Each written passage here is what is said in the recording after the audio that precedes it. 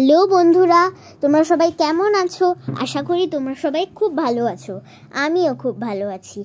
আজ হলো পৌরা পূজা, আর তোমরা কারা কারা পৌরা একটু কমেন্ট করে জানাবে।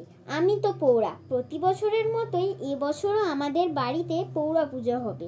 তাই মা সকাল থেকে উঠে স্নান করে ভোগ রান্না করতে লেগে পড়েছে। মা সকাল থেকে উঠে ভোগ রান্না করছে সেটা আমি জানি না।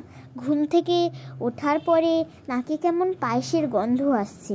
ওই গন্ধে গন্ধে যখন উপরে এসে দেখি মা এখানটায় রান্না করছে, আমি তখনও জানতাম না যে এটা পৌরা পূজার ভোগ। তাই জন্য মাকে বললাম, মা তুমি কি রান্না করছো গো এত সকাল সকাল? সকাল সকাল কি আমরা আজকে পায়েস খাবো? তখন মা বললো, আরে না রে, আজকে পৌরা পূজা, তুই তো কালকেই বললি পৌরা পূজায় লুচি আর পায়েস খাবি, তোর মনে ছিল না? বললাম, ও আচ্ছা, আমার একদম মনে নেই। তারপরে মা বললো, ব্রাশ করে আয়, স্নান করতে হবে। ব্রাশ করে এসে দেখি মা থালায় করে জামা কাপড় আর হলুদ সাজিয়ে রেখেছে। বলো তো বন্ধুরা, মা তো এমনি দিলেও পারতো। মা আমাদের কত ভালোবাসে। প্রতিটা সন্তানেরই উচিত মা যেমন আমাদেরকে ভালোবাসে তেমন আমরাও যাতে মাকে ভালোবাসি তার চেষ্টা করতে হবে। আমি আমার মাকে তো খুব ভালোবাসি, তোমরাও নিশ্চয়ই তোমার মাকে খুব ভালোবাসো। তারপরে দেখো তো, আমার তো হলুদ মাখতে একদম ভালো লাগে না, তাও মা জোর করে মাখিয়ে দিয়েছিল। প্রতি বছরই এমন হয়, আমি মাখতে চাই না আর মা আমাকে জোর করে মাখিয়ে দেয়। তারপরে স্নান করে এসে দেখি গোটা গা পুরো হলুদ হয়ে আছে, উঠছেই না। মাকে বলতে মা বলল 3-4 দিন পরে উঠে যাবে।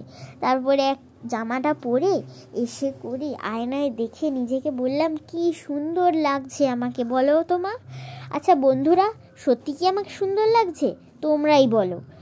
এটা হচ্ছে আমার মার চয়েসের জামা। আমার মার চয়েস কিন্তু খুব সুন্দর। এতদিনে আমি যা যা জামা পরেছি সেগুলো সব আমার চয়েসে, কিন্তু এবছর সময় না হওয়ায় তাই মা নিজে গিয়ে জামাটা কিনে এনেছে। আমার তো বেশ ভালো লাগছে। এরকম সুতির জামা পরতে না আমার খুব ভালো লাগে। অনেক দিনের পুরনো মন্দির তো আমাদের বাড়িতে, তাই মন্দিরটার এমন অবস্থা।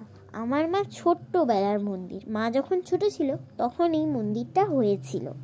তারপরে আমি মাকে বললাম যে মা, পুজো আরও কত দেরি শেষ হতে? তখন মা বলল যে এখনও অনেক দেরি আছে, চুপচাপ যেরকম যেরকম বলছি সেরকম সেরকম করে পুজো কর। আমার পুজো করতে খুব ভালো লাগছিল।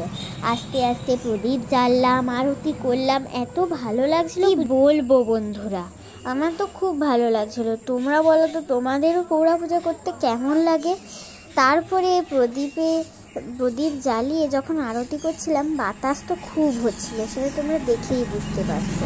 বাতাস হতে হতে একটা প্রদীপ একটা বাতি না নিভে গেছে।